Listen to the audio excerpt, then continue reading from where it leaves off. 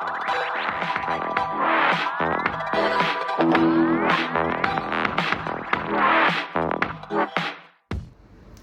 Sobat Teruna yang dikasihi Tuhan Yesus Kristus. Apa kabarnya? Kembali lagi di Badabes, bangun dan bertumbuh sekutu Tuhan. Sebelum kita mengawali aktivitas kita di pagi hari ini, mari sama-sama kita merenungkan firman Tuhan. Namun sebelum itu, kita bersatu di dalam doa.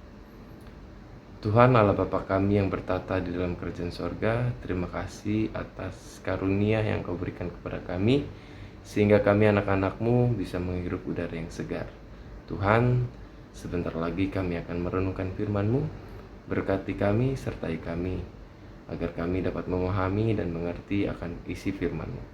Berfirmanlah ya Tuhan, karena kami siap untuk mendengar. Amin. Sobat Teruna, bacaan Alkitab kita pada pagi hari ini terambil dari Yeremia 33, ayat yang pertama sampai dengan yang ke-9. Yang menyatakan, Lembaga Alkitab Indonesia memberi judul Janji Pemulihan Keadilan Yerusalem dan Yehuda. Datanglah firman Tuhan untuk kedua kalinya kepada Yeremia ketika ia masih terkurung di pelantaran penjagaan itu.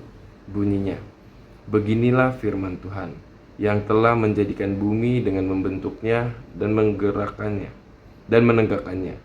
Tuhan ialah namanya. Berserulah kepadaku, maka aku akan menjawab engkau dan akan memberitahukan kepadamu hal-hal yang besar dan yang tidak terpahami, yakni hal-hal yang tidak kau ketahui. Sebab beginilah firman Tuhan, Allah Israel, mengenai rumah-rumah di kota ini dan mengenai gedung-gedung istana Raja Yehuda yang dirobohkan untuk dipakai terhadap tembok-tembok pengepungan dan pedang. Orang akan masuk pertempuran melawan orang-orang Kasdim, dan kota ini akan penuh dengan bangkai-bangkai manusia yang telah kupukul mati karena murkaku dan kehangatan amarahku. Sebab aku telah menyembunyikan wajahku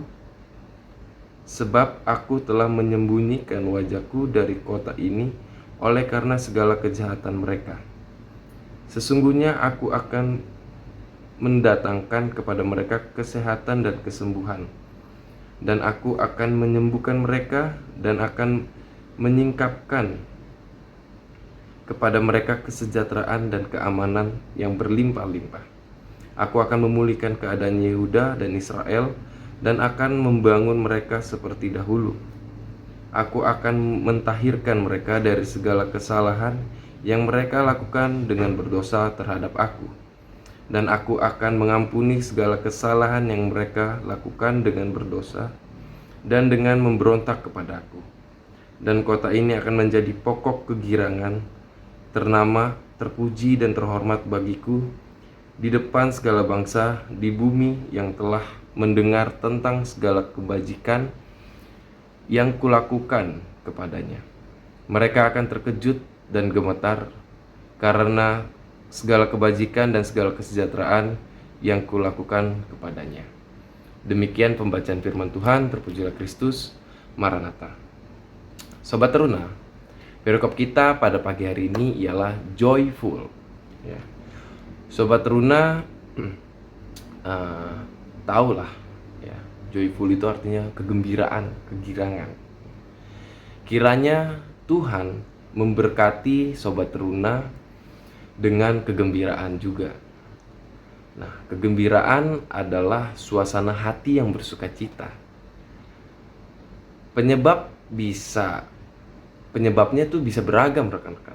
Ya, bisa dari diri sendiri, yaitu yang bersyukur atas kebaikan Tuhan.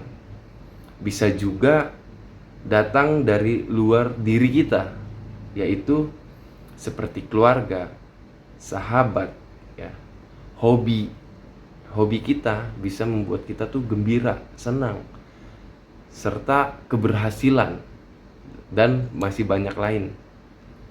Yang pasti kegembiraan itu menunjukkan hati kita sedang bahagia, seperti lagu hati yang gembira adalah obat, seperti obat hati yang senang.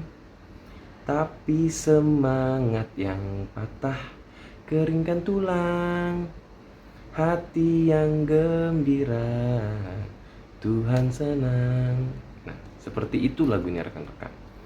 Nah, Sobat Teruna, di kitab Yeremia pasal 33 ayat yang 1 sampai dengan yang 9 menjelaskan bahwa Tuhan itu menjadikan bangsa Israel sebagai pokok kegembiraan atau kegirangan, rekan-rekan.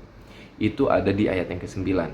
Nah, setelah rumah penduduk dan istana Raja Yehuda dirobohkan dengan cara Tuhan menghukum mereka, ya, Tuhan membuat hal itu menjadi sebuah kegembiraan. Nah, ayat itu ada di ayat yang ke-4 sampai dengan yang ke-8.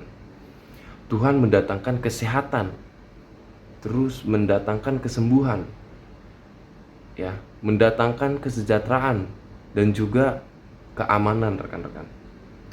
Nah, di ayat yang ketiga ini merupakan ajakan kita untuk berseru kepada Tuhan.